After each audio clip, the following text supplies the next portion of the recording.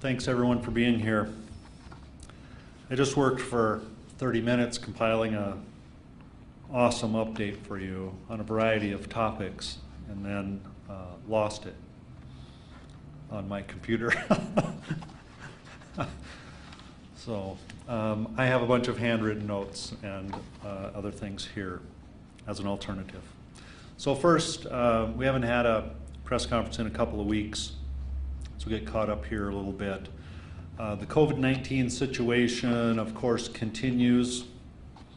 Pennington County is now at 424 total cumulative cases since the beginning of the pandemic.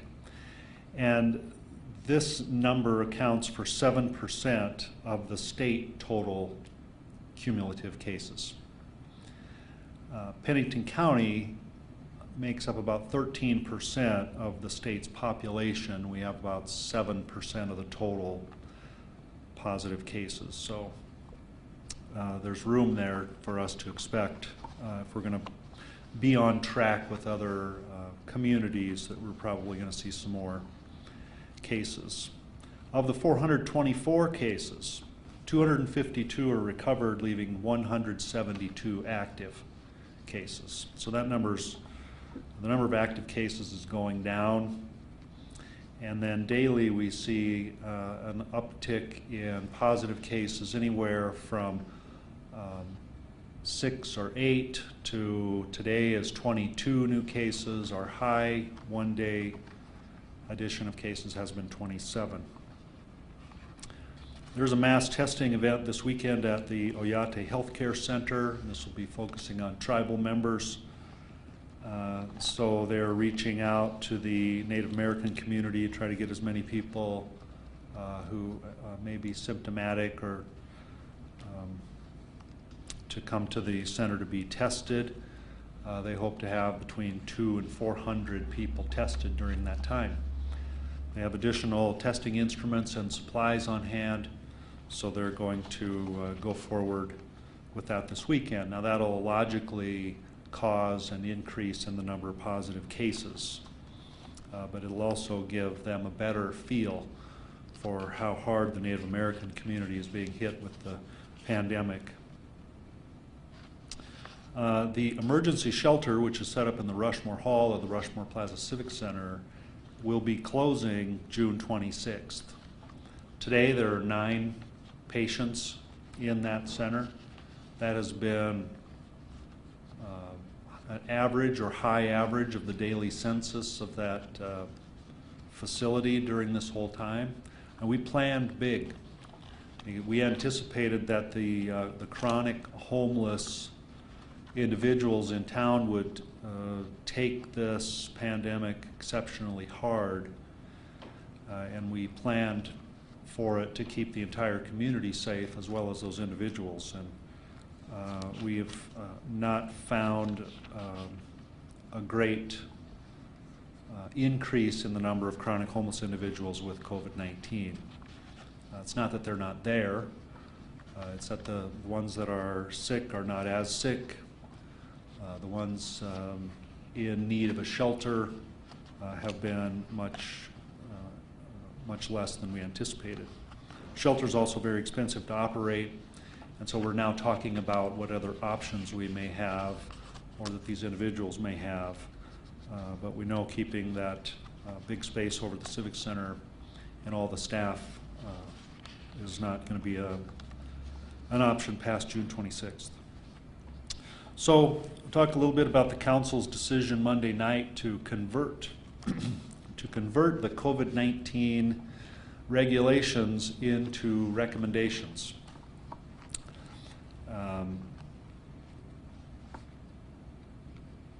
So first of all, here's the reality of that decision. It puts us now in line with virtually every other city in South Dakota. At this moment, I believe there's one other city that has laws enacted regarding the restrictions, and that city is Brookings, and Brookings is going through their second reading of an ordinance to convert all of those requirements to recommendations. Sioux Falls has never had a law regulating behavior during the COVID-19 pandemic. They started out with recommendations, and that's where they are today. So now I'm not telling you that we're doing this or that the council did this because everybody else is doing it. I'm telling you that there's similar reactions in communities across the state to this type of governance, these type of regulations.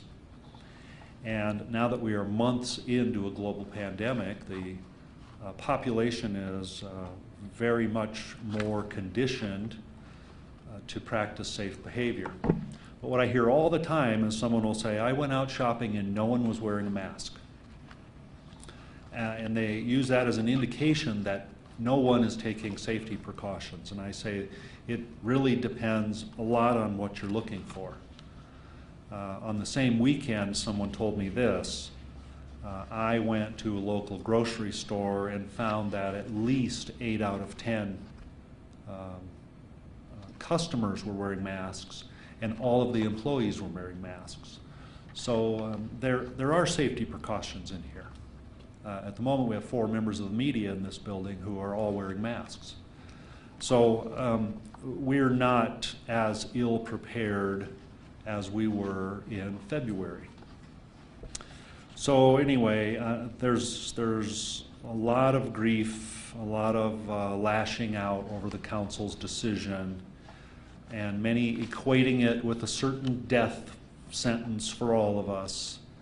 And that combined with tourist season, combined with the Sturgis Motorcycle Rally, means all but certain doom. And I just think that we need to look at the other cities in South Dakota to see what the life of their ascent to their peak has been and how it is currently. We need to keep our eye on other states and to start watching more real data rather than feared data. So now I'm not letting us off the hook and saying this is all behind us, because it's not. In fact, I wouldn't even bet that we're halfway through this pandemic. It's here. And I think we're going to, for what we will have lacked in the height of the peak of infections, as first predicted, we're going to make up for in the longevity and the duration of this pandemic. So stay buckled up out there. We're going to continue to fight this thing and to have to practice safe behaviors for many months to come, if not longer. So among all of the pandemic-related issues, we have to remember that we also have many other facilities and operations in the city of Rapid City that need to be operated and services that need to be provided. So I have an update of some of those departments now. The Parks Department is largely open at this moment. All parks and trails are open. The tennis courts, volleyball courts, basketball courts are open. The skateboard park is open. Off-leash dog areas are open. The golf courses are open. Special parks events are still canceled through June 30th. The disc courses at Omaha Street, Jackson Park, and LaCroix Park are open. All of the leased athletic fields are open, and there's leaseholder agreements and the adherence to CDC guidelines. As of July 1st, the picnic shelters will be available by reservation. The remaining portion of the park restroom facilities will be open. And at this time, Parks and Recreation Administrative Office remains closed. In the fire department, we are seeing the retirement of 4 long-term, high-powered fire officials. So we have promotional tests underway at the moment and a lot of preparation to fill in for what is 111 years of combined service. Of course, first we have Fire Chief Rod Seals retiring. His last day is Friday. He's been here 25 years. We have Battalion Chief Tim Daly retiring after 34 years. Section Chief Matt Culberson after 30 years, and Captain Joe Jaden, 22 years. So our thanks to those individuals for putting in a lifetime of service to the City of Rapid City. In the IT world, as I mentioned, I had a minor glitch in my own work equipment just before I came down here. Those things happen, but the pandemic has brought a number of new cyber threats to the world. Rapid City is no exception to that, so there are extra measures that must be taken in updating hardware and software and policies to make sure that we're not vulnerable for the new series of attacks. There has obviously been a steady increase in the number of users using the internet and the city's software to pay bills, and we encourage that to keep happening. Community development is really the big one for updates. In May was the second highest for building permits, the second highest May since 2015. A total of 360 permits with a total valuation of $15.4 million. That is about maybe $6 million more than last May. Some significant developments are under construction. Orchard Meadows subdivision, a 659 unit apartment complex, one of the largest in South Dakota. 102 townhomes, 90 additional apartment units with a variety of housing options. And then in the Shepherd Hills subdivision, a 606 apartment unit complex with 160 of those units in the first phase. At 100 St. Joseph Street, a 99 unit apartment building with mixed commercial uses. At 18 East Kansas City Street, 45 unit apartment building with mixed commercial uses. In the Shepherd Hills subdivision, 118 unit mobile home park. In addition, 203 new single family lots are being created in a variety of developments around town. The commercial developments underway at the moment: Midwestern Mechanical, 3414 Eglin Drive, 48,000 square feet. The Rapid Car Wash on South 5th Street. West River Ear, Nose, and Throat, corner of East Minnesota and 5th Street. AutoZone, 2005 Mount Rushmore Road. And Sherwin-Williams on Lando Lane up in the Menards neighborhood. Also, the One Heart campus renovations are underway with a completion date sometime in 2021. The new Monument Hospital expansion and parking ramp is nearing completion as well. And the new Monument Arena at the Civic Center is well underway. Steel's going up in the air, steel and concrete, and it is on time and on budget. So far as master planning goes, we're still in our master planning process doing the 6th Street corridor feasibility study. This is to make the intersection of Omaha Street and 6th Street more walkable, more bikeable, and more livable. And this is the type of things cities do to help enhance the quality of life and the public safety, and to make the area more attractive for residents and visitors. A public survey is currently underway, and this plan should be done in fall. So this is essentially a feasibility plan. Meanwhile, we talked at the City Council meeting Monday about the solid waste master plan process, which is nearly $700,000 to get that done. And there's a great amount of discussion about that and a great amount of criticism online from citizens that say, hey, we've seen that the city's in some budget difficulty, and now you're spending $700,000 for people to come in here and tell us how to do our job. It's a little bit more complicated than that, and it's a lot more important than that.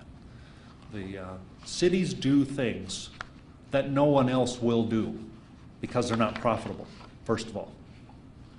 And that is in major cities like this. It's the production of water, treating wastewater, providing garbage pickup, landfill services, and that sort of thing. So in the solid waste and wastewater are two of the most regulated things that cities do. Regulated by the state and federal, a variety of agencies. And there's a lot of potential impact on the environment. So there are many questions that have to be answered in a way to help us visualize what the logical forward steps over the next decades for our solid waste operation are to be. For example, we are constantly evaluating how much land we have left at the landfill, how long it will take us to fill it up. A lot of variables have to be weighed into that, including the expanding population, any user agreements with outside organizations, the overall, the incoming trash into that facility has to be evaluated constantly also. So in a ballpark sense, we're somewhere in the 30 to 40 years before we're out of space at the landfill. Out of space and likely not able to buy more in that area. So we have to know how to deal with that. Keep in mind, when you bury garbage in a municipal landfill, that land can never be used for anything ever again. That land will remain untouched for eternity. And so that means this is a very costly and a very careful process that must be undergone. So we have to look at that. Each one of those landfill cells have to be treated. We have to protect the groundwater from that trash. We have to extract the methane gas that is created by the rotting garbage. We have to dispose of that gas in some way that is environmentally safe. And there are just a number of regulations that have to be adhered to. And then the ultimate question of where we're going to put our new landfill. How many years will that take? Realistically, all things considered, it could take 10 to 20 years to identify a new landfill location, get all through the permitting, get all the property acquired that needs to be, and it'd be easy for people in my generation to blow that off because it's not going to affect me. I assume by the time I'm around 100, I'm going to stop going to the local landfill to dump my garbage off. So it's important future planning. And not everyone is qualified or experienced in this line of work. It's a very careful process. So I'm just saying there's a lot more to understand here and a lot more benefit to the community than what meets the eye. Okay, switching subjects to the library. The library is now open. There is a face covering or a mask requirement. If someone does not have a mask, they have alternative means for you to acquire the services you're looking for. That would be the drive-up window or having kind of a valet service there. The library employees will do whatever they can to help you, but they also need to protect their customers and themselves. There's a special time for families with young children, and that is on Tuesday mornings from 9 to 11 a.m. And a special time for those customers that would put themselves in the higher risk category, either due to age or compromised immune systems, and that is from Wednesdays to 9 to 11. In the police department, the annual Guns and Hoses blood drive is coming up. It runs Tuesday, the 23rd of this month through the 25th, from 10 a.m. to 6 p.m. That's on the 25th, and on the 26th from 7:30 a.m. to 3 p.m. It'll be in the Rushmore Mall, in the storefront near the Buckle. And by Talent, the local blood collection organization, describes their blood supply, that they're in critical need of restocking. So, probably another casualty of the pandemic. Civic Center, all events through June are postponed or canceled. There are some individual events that will take place in July and August based upon safety evaluations. And we are planning at this moment to opening for larger events in September. And of course, it's not near September, so when we get more to that point in time, it'll be easier to evaluate.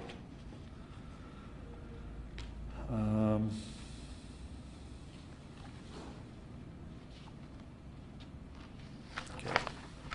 Finance office, the finance window is now open downstairs in the lobby. We have a partial reopening of City Hall. The lobby area is expanded where customers may now come for service. The second floor, we have construction down the second floor hallway, so we have a table out front where customers of building services or public works will be able to meet city employees out there to get their needs met. So we're not fully open yet. And now, finally, on the topic of the protests, the national situation with defunding the police and all types of other themed protests that have occurred here. There's been a number of protests, both virtual and physical. So a lot of online attacks, personal attacks,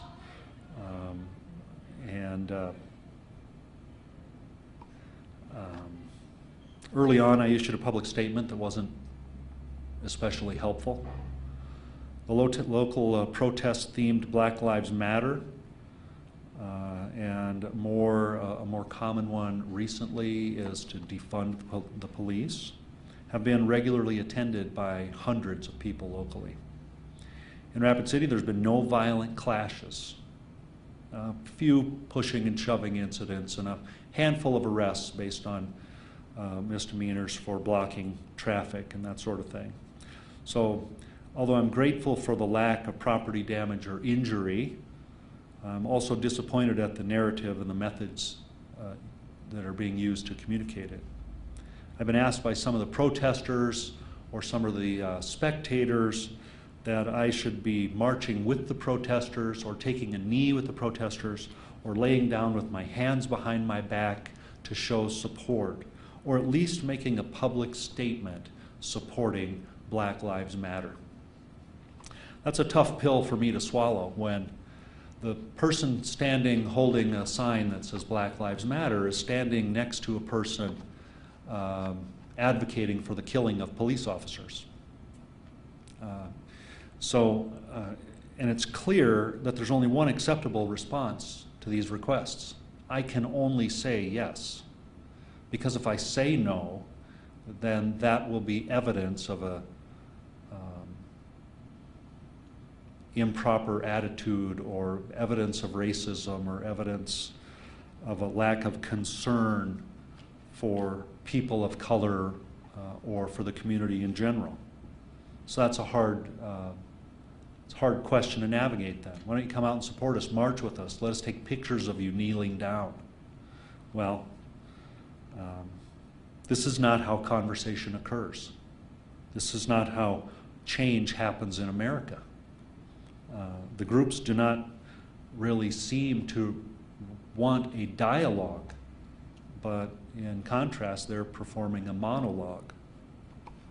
And as long as this is the preferred tactic of the protest groups, I'm going to remain on the sidelines. That's just the way it is. If the group wants me to express my feelings about racism or police brutality, that's easy. I don't condone either. And I've taken steps along my career path to condemn both. I've taken steps to bring about change. But I am, whether it's me or someone after me, and all the people before me, we are incapable of doing this alone. This change cannot happen simply by shouting. This is going to take cooperation and collaboration and involvement.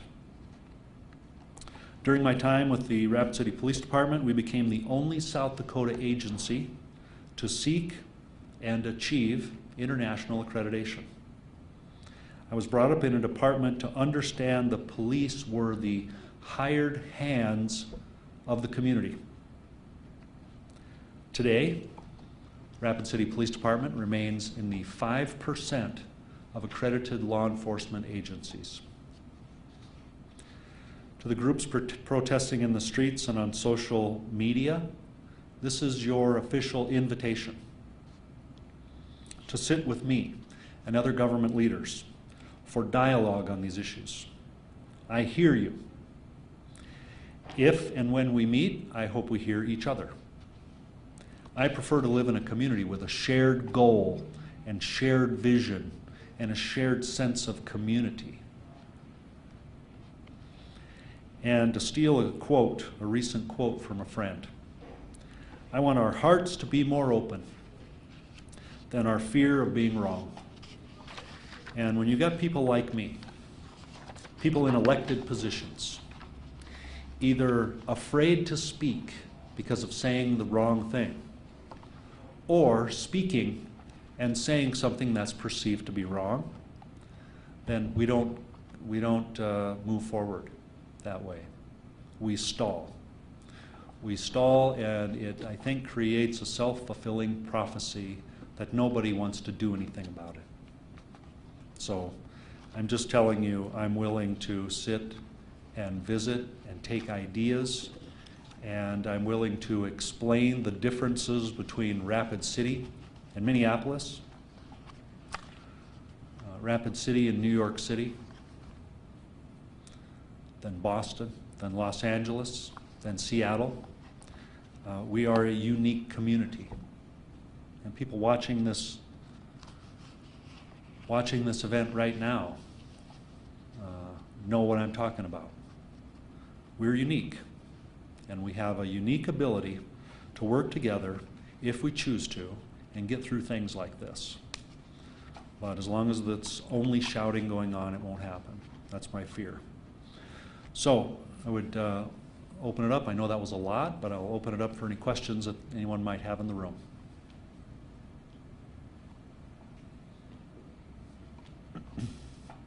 Sydney Thurston, Keller-Land. Yep, I was just going to ask if there was any update on the Rapid City Transit System. I know that was opening on Monday. Yes, that did open Monday with slightly reduced hours. I believe the hours for Rapid Transit are 7:30 a.m. to 4:30 p.m. And there's no Saturday or Sunday service. And then for Rapid Ride, I believe the hours are 7:20 a.m. to about 4:15 p.m. and also no Saturday or Sunday service. So we have new and improved personal protective equipment for the drivers. We're urging all of the passengers to wear face coverings, and we will have those face coverings available to them should they not have one. The best way to keep Rapid Transit in operation is to keep everyone well.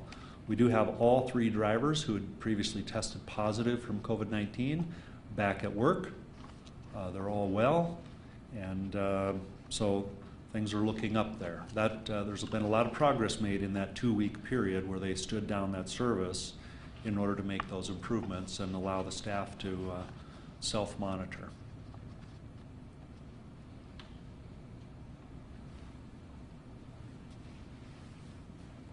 Jeff Fox from KRT Black Hills Fox. With Sturgis giving the go-ahead for the 80th rally, is Rapid looking at doing anything different with how they set aside parking for the bikers, or any type of regulations coming out? Well, I'll be honest with you, we haven't had the discussion yet about parking, but I think typically it has been that authority has been delegated to the police department to make those limited accommodations for motorcycle parking. I just haven't heard of that happening yet. Of course, we just had the ruling, the decision on Monday from Sturgis to go ahead with the rally. So I would expect the same.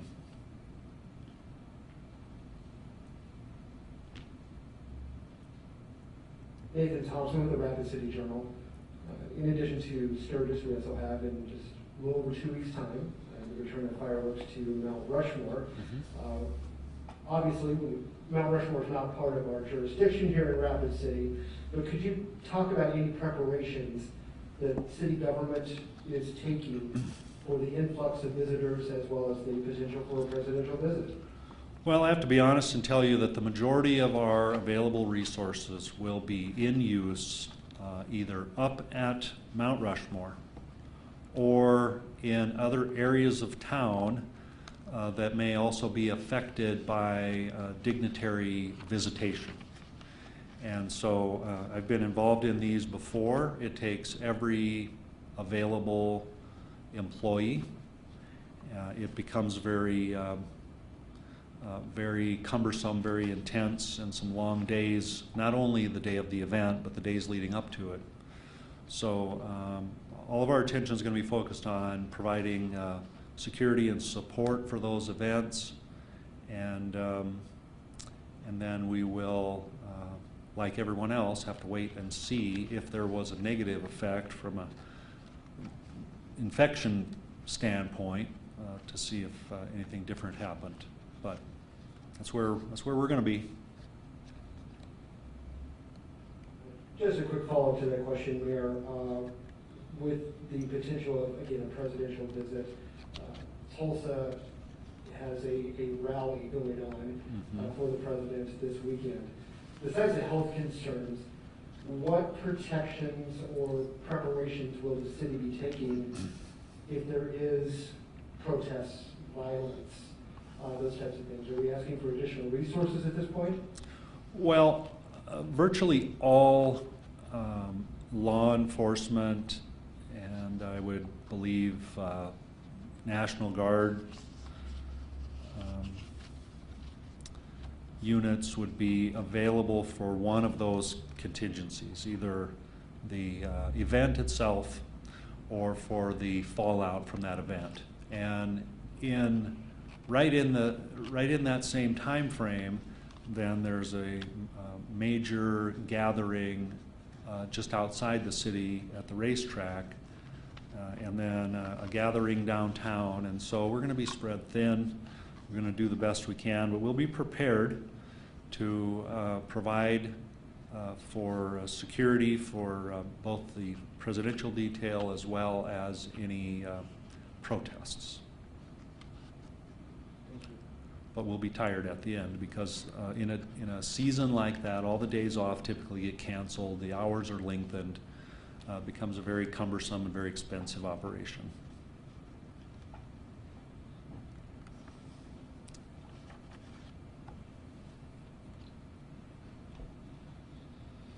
So follow-up to Iwate Health with their testing that's going on this weekend. Are people just able to come up? Do they need to make appointments? How is that going to be handled with trying to keep social distancing in place? Good question. Oyate Healthcare is asking people to pre-register in order to get that tracking information on the front end, but they will not refuse a walk-up at that time. They're going to have multiple instruments set up and an increase in staff to take care of that event. Any other questions from the room? All right, Thanks, everyone, and I will let you know, just to give you a little preview, with the fire chief retiring, we will on Friday announce an interim fire chief, and so we'll wait to send out a release on that day. So, thank you, everyone.